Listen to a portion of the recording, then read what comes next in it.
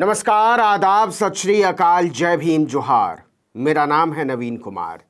उद्धव ठाकरे ने एक बार फिर से एकनाथ शिंदे की नींद उड़ा डाली है कि बगावत की कीमत बगावत से चुकानी होगी। आपने हमसे बगावत की थी, अब बीजेपी के हाथ का लट्टू बनने के लिए तैयार हो जाइए। दरअसल उद्धव ठाकरे के नेतृत्व वाली शिवसेना ने अपने मुखपत्र सामना में दावा किया है कि एकनाथ शिंदे के नेतृत्व वाली शिवसेना किसी भी दिन आधी से भी कम रह जाएगी। उसके 40 में से 22 विधायक किसी भी दिन पाला बदलकर बीजेपी में चले जाएंगे। बस दिन गिनते जाइए। जी हां, 40 में से 22। पार्टी ने अपने अखबार में दावा किया कि महाराष्ट्र के मुख्यमंत्री एकनाथ शिंदे बीजेपी की अस्थायी व्यवस्था हैं। उनका यह गुरूर किसी भी दिन चकनाचूर हो जाएगा कि वो बीजेपी की मजबूरी है। असल में बीजेपी उन्हें दूध की मक्खी की तरह निकालने की तैयारी कर चुकी है। शिवसेना के मुखपत्र सामना में संजय राउत हर हफ्ते एक कॉलम लिखते हैं, रोक टोक। संजय राउत अभी पात्रा चौल केस में जेल में है। कहा जाता है कि संजय राउत हर हफ्ते जेल से ही अपना कॉलम लिख रहे हैं। सबसे ताजा कॉलम में लिखा गया है कि अब हर कोई समझ गया है कि मुख्यमंत्री की वर्दी कभी भी उतार दी जाएगी। एकनाथ शिंदे को अस्थायी मुख्यमंत्री बनाया गया है। सारा काम फडणवीस कर रहे हैं। वो दिल्ली भी शिंदे के बिना जाते हैं। बीजेपी की मेहरबानी पर ही शिंदे का मुख्यमंत्री पद टिका हुआ है। शिंदे गुट के कम से कम 22 विधायक नाराज हैं। इनमें से ज्यादातर विधायक खुद को भाजपा में विलीन कर लेंगे, ऐसा साफ दिख रहा है। उसके बाद शिंदे का क्या होगा, ऐसा जब मैंने उनके एक नेता से इस बारे में पूछा तो उन्होंने कहा शिंदे का रामदास आठवले होगा। यह कथन सही है।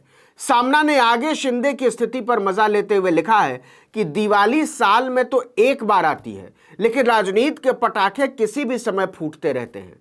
महाराष्ट्र के मुख्यमंत्री एकनाथ शिंदे को भनक भी नहीं लगी और पुलिस विभाग में धड़ाधड़ तबादले कर दिए गए। गृह मंत्री देवेंद्र फडणवीस ने इस मामले में किसी की नहीं सुनी। गुस्सा हुए शिंदे अपने गांव सतारा जाकर बैठ गए, ऐसा एक टीवी चैनल ने बताया, लेकिन यह उतना सच नहीं लग रहा है। मुख्यमंत्री नाराज हुए होंगे तो भी फडणवीस को दुत्कार थोड़ा नाराज होकर गांव जाकर बैठेंगे, ऐसी स्थिति नहीं है, क्योंकि भारतीय जनता पार्टी की मेहरबानी पर उनका मुख्यमंत्री पद टिका हुआ है और शिंदे का राजनीतिक अस्तित्व उसी मुख्यमंत्री पद पर टिका हुआ है। इसीलिए भाजपा शिंदे को गुदगुदी करके मारेगी। सामना ने आगे लिखा है कि भारतीय जनता पार्टी के एक वरिष्ठ नेता सह्याद्री पर मिले। वो हंसते हंसते बोले, सरकार शिंदे गुट के 40 विधायक चला रहे हैं और मुख्यमंत्री के कार्यालय पर उनका ही कब्जा है। विधायकों के हट के आगे हमारे मुख्यमंत्री मजबूर हो गए हैं। अन्य विधायकों के काम नहीं हो रहे हैं। उनसे पूछा गया, फिर आप भाजपा के लोग ये सहन क्यों कर रहे हो? उन्होंने जवाब दिया, सहन करने का सवाल ही नहीं। शिंदे सरकार की स्थिति नई प्रसूता जैसी हो गई है। थोड़ा समय दो उनको, फिर आगे का आगे। सामना ने लिखा कि मुख्यमंत्री शिंदे के लिए यह खतरे की घंटी है। भारतीय जनता पार्टी ने शिंदे और उनके कुछ लोगों को ईडी वगैरह के फंदे से अभी के लिए बचा लिया है, लेकिन इन सभी को हमेशा के लिए गुलाम बनाकर रख लिया है। सरकार के सभी निर्णय उप मुख्यमंत्री फडणवीस लेते हैं और मुख्यमंत्री शिंदे उन निर्णयों की बस घोषणा करते हैं। अब दिल्ली भी फडणवीस एकनाथ शिंदे के बिना चले जाते हैं। सामना ने आगे लिखा है कि शिंदे को तोप के मुंह के सामने खड़ा करके भाजपा अपनी राजनीति करती रहेगी। भाजपा नेता सीधे कहते हैं कि शिंदे को भी कल भाजपा में ही मिल जाना होगा और उस समय वो नारायण राणे की भूमिका में होंगे। अगर ऐसा हुआ तो शिंदे ने क्या हासिल किया? बीजेपी अपने फायदे के लिए शिंदे का इस्तेमाल करना जारी रखेगी। कॉलम में बीजेपी के एक नेता के साथ बातचीत का भी जिक्र है, जिसमें दावा किया गया है कि सरकार शिंदे ग्रुप के 40 विधायकों द्वारा चलाई जा रही है, जो कि डिप्टी सीएमओ के कंट्रोल में है। कॉलम में कहा गया है कि सरकार के सभी फैसले उप मुख्यमंत्री देवेंद्र फडणवीस की ओर से ही लिए जाते हैं और सीएम शिंदे केवल उन फैसलों की घोषणा करते हैं। मुख्यमंत्री के तौर पर महाराष्ट्र के विकास में शिंदे का कोई योगदान कहीं भी नजर नहीं आता। हर जगह देवेंद्र फडणवीस नजर आ रहे हैं। देश की राजधानी में शिंदे का कोई प्रभाव नहीं है।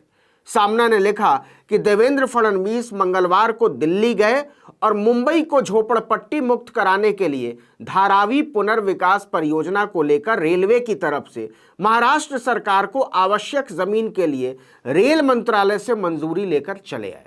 धारावी के पुनर्विकास का पूरा श्रेय इसलिए फडणवीस और भाजपा को जाएगा। इस महत्वपूर्ण परियोजना की घोषणा में राज्य के मुख्यमंत्री कहीं नहीं हैं।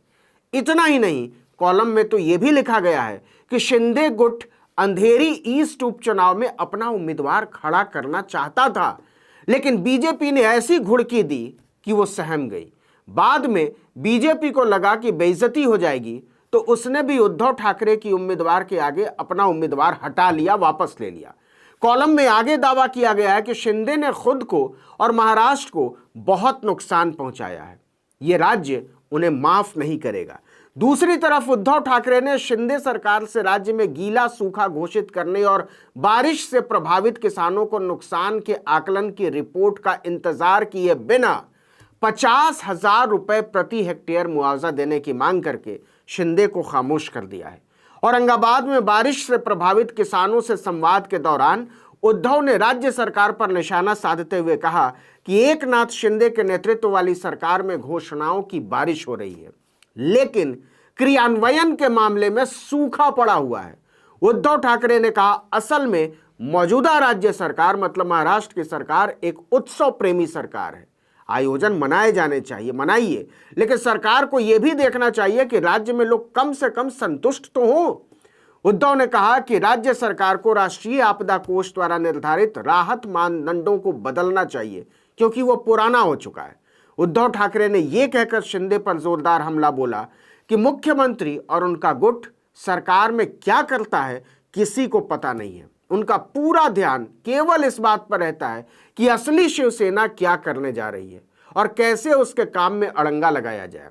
लेकिन जो बात सामना में लिखी गई है और जो बात उद्धव ठाकरे कर रहे हैं, उसने महाराष्ट्र की राजनीति में हंगामा मचा दिया है, क्योंकि शरद पवार ने सरकार गिरने के साथ ही एनसीपी की पहली ही बैठक में कह दिया था कि यह सरकार ज्यादा दिन चलने वाली नहीं है, सब लोग चुनाव की तैयारियों में जुट जाइए। तो क्या जो आशंका शरद पवार ने जाहिर की थी वो बात सच साबित होने का समय आ गया है? और अगर आ गया है तो सबसे बड़ा सवाल यह है कि शिंदे की राजनीतिक स्थिति क्या होगी, शिवसेना की कमान किसके हाथ में होगी? क्योंकि अगर वाकई 22 विधायक बीजेपी तोड़ लेती है तो शिवसेना पर शिंदे का दावा वैसा नहीं रह जाएगा जैसा अभी नजर आता है। जाहिर सी बात है, ऐसे में पत्ते नए सिरे से फेंटे जाएंगे और उद्धव ठाकरे तब शिंदे से ज्यादा विश्वसनीय और साहसी नजर आएंगे। इस वीडियो में इतना ही, लेकिन अगर आपने आर्टिकल 19 इंडिया को अब तक सब्सक्राइब नहीं किया तो फौरन कर लीजिए, बेल आइकॉन दबाइए, घंटी जैसी आकृति लाइक कीजिए और कमेंट करके बताइए हमारा वीडियो आपको कैसा लगा।